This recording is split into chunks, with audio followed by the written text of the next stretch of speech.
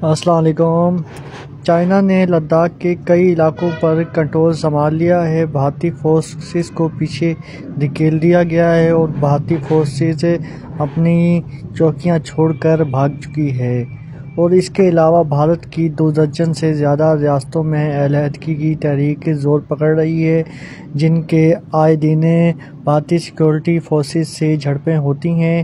ابھی ریاست اتراکھنڈ میں ماؤ باغیوں نے بھارتی فورسز اور سیکورٹی اہلکاروں پر حملہ کیا، جس میں 10 سے زیادہ بھارتی سیکورٹی اہلکار مارے گئے، اور بھارت میں آئے دن اس طرح کے واقعات دیکھے جاتے ہیں۔